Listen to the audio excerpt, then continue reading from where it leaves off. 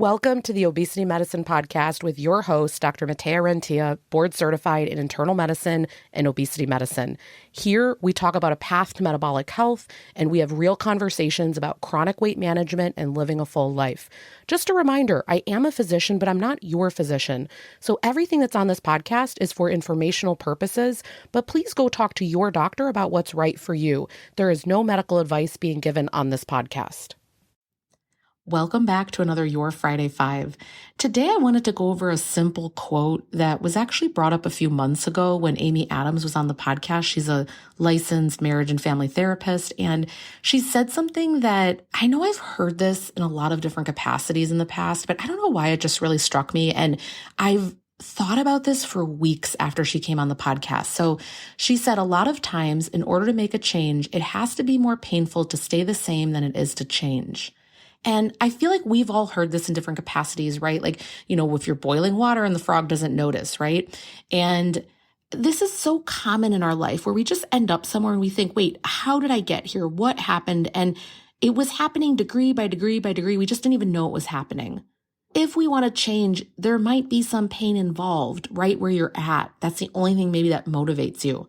That's why a lot of the times I find when people come to work with me, they've gotten to a breaking point. They're having knee pain. They're needing a knee replacement. The weight set point's holding them back. The surgeon says, I don't want to do a surgery until you're at this place. Where they are at this moment, it's very painful. They can't stay there, literally and figuratively.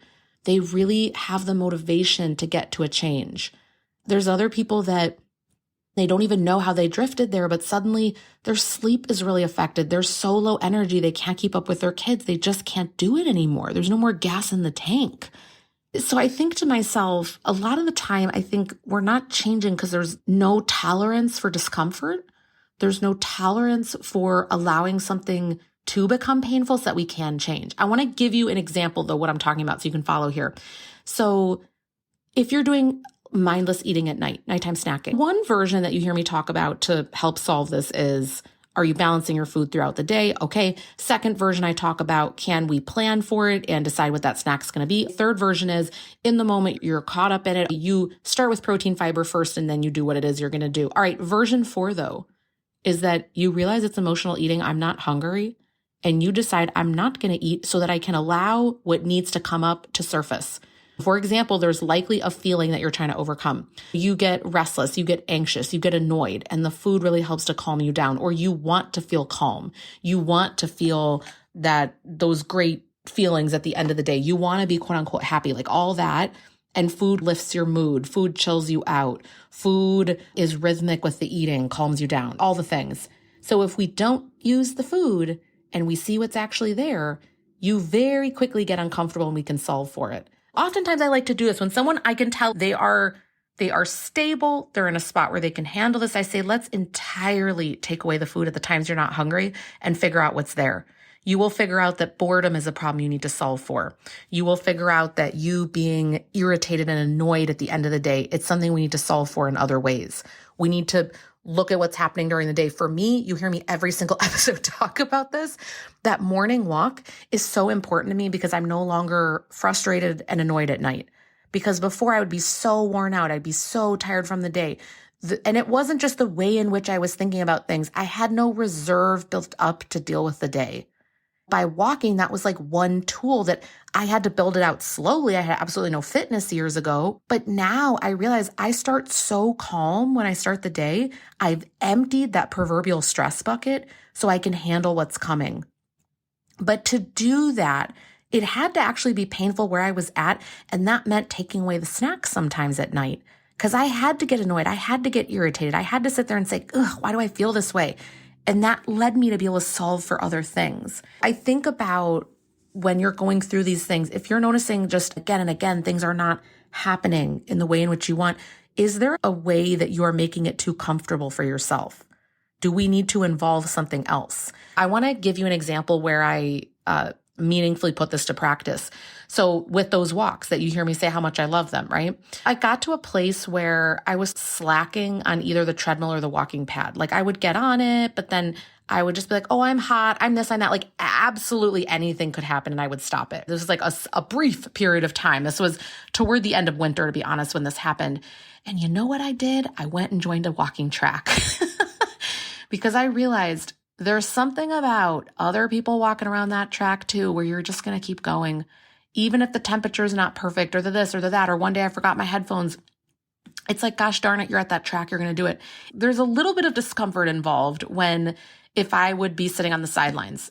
And by the way, people do it. They walk a lap, they sit down a lap, stuff like that. But there's something about where I'm like, if other people are doing it, that's more of a comfort zone to me than stopping. Compared to if I'm home, stopping is 100% comfort. It doesn't matter. Hopefully these examples land today, but I want you to think about if you're needing some change, is it too comfortable for you? Is there something that you need to change? Do we need to, much as it stinks sometimes, do you need to hire someone to help you with movement to make you do some things that are maybe out of your comfort zone? Maybe you're ready for the next steps and you haven't been doing that. Or with your nutrition, do we need you to maybe do a few sessions with someone just so that you can get some different recipe ideas? I get stuck in the same ruts, and I was literally looking at my fridge because I just had actually a devotion little protein mug cake thing before this. I'll go over that real quickly here if you haven't heard of that before from me. I was looking through the freezer. I was thinking through, okay, what am I going to have for dinner? And there were so many amazing options that I had just forgotten about. I had in the freezer frozen broccoli, edamame. What else was I looking at? Oh, there was a cauliflower rice that was left over from literally a few months ago when a friend of mine was in town. We just didn't have time to make it at our virtual conference. And so I brought it to my home to make it another day. Her husband had even told me how to make it so it doesn't taste horrible because I've always just microwaved the bags. And then he kind of said, well, if you fry it with a little bit of olive oil, it'll get back some of that texture. And I even know what to do. I didn't even remember it was there. You get in this rut of like, this is the same thing I'm eating all the time. Then I looked in the pantry and I was like, oh, and I have those protein noodles. Oh, and I have this cottage cheese and Rayo sauce. And then I was sitting there, I was like, oh, I could make a reasonable portion of the protein noodles, put broccoli in there with Rayo, the marinara sauce, Rayos, mix that all together. That's going to be divine. And then put a little bit of cottage cheese next to it just to up the protein, plus or minus some edamame. We'll see. But it was suddenly this amazing dinner that was out of the rut where I was feeling like I wanted to have Raisin Bran cereal every night, you know? So there's nothing wrong with having cereal. I mean, if you use Fairlife milk, you're getting, at least from the milk, if you have a cup, you're getting 13 grams of protein. But you know, to get out of these things, we have to not be in the same comfort zone all the time. Other thing I'm just going to share again, if you're not super familiar, I really like the Devotion protein powder. It's a whey casein base, so it bakes really well. So something super easy, I'll take a scoop of that, or one bag if you buy the individual ones. I'll take one scoop of that and I'll put this into a bowl and mix it up with 1 egg and 1/4 of a cup of unsweetened applesauce. That's half of one of the little cups if you buy those. Little bit of vanilla extract, like a dash of salt, and I'll mix that up, put it in the microwave for 2 minutes. You have the most fluffy, amazing cake. A little tip here, if you're making the Devotion things, don't overbake them. So there actually is usually a little patch that almost looks like it's underdone. I mean, you don't want like raw egg in there, but you don't want to over microwave it to the point where it becomes leathery. I've been loving recently, they had been out for a while with brownie batter. And then I'd also gone through a period, anyone else here, where you decide you're going to use up all the protein powders in the house. So for example, I had some of the gingerbread flavor left over from Christmas. And I was like, you're going to eat this. And so I've been going through things, but then recently here, I got again the brownie batter flavor. And I was like, oh my God, have I been missing you? You're the best in the world.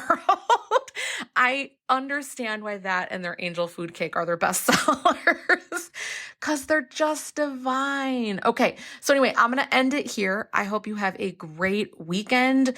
Plan one thing, do one thing to stay on track. You got this. You're going to start the next week strong then. Weekends, you can still be spontaneous and have a great life, but you can still get your water in or your walk or these things that do help and support you so that you stay on track. All right. Have a great weekend. That marks the end of today's episode. But if you're newer to the podcast, I want to tell you about something that we have, and it's a free podcast roadmap. So this is perfect for any of you that are listening where you want to be directed to very specific episodes. So let's say that you are just starting out and you want to know, what should I do right when I start on the medications? Or you're experiencing certain side effects on the GLP-1s, or you want to know what to do if you're in a plateau, or if emotional eating is taking over, or if hunger levels are high. So we have many different categories of episodes that we've talked about, because there's a lot at this point. So if you want to be able to navigate that very easily, we have it broken down by category and also the episodes that are there, and we hyperlink to everything. So you can just click on it and find the episode, easy peasy. If you want that, you can go to rentiaclinic.com/podcast roadmap. We'll have it linked right here underneath the show notes where you're listening. And you can go ahead and get that free resource so that it makes it easy for you to navigate, because I know that it's really hard when someone has an established podcast. I am such a podcast fiend. I'm listening to podcasts all day long. And when I find one that I love, but there's a lot that are out there, I am so lost. So I hope that you enjoy this free podcast roadmap. Again, the link to get to that is going to be rentiaclinic.com/podcast roadmap. I hope this is helpful, and let me know if you have any questions.